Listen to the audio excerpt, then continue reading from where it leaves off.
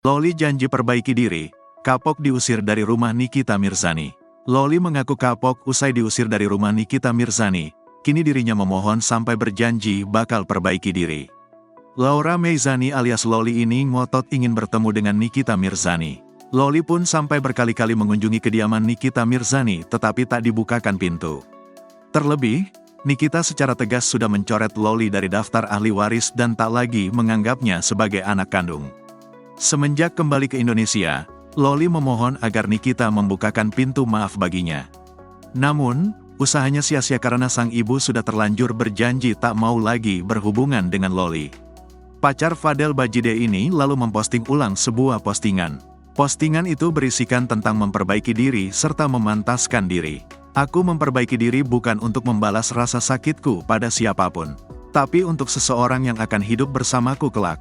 Sebagaimana diketahui, Loli secara terang-terangan meminta agar Nikita tak mencampuri urusannya dengan Fadel Bajide.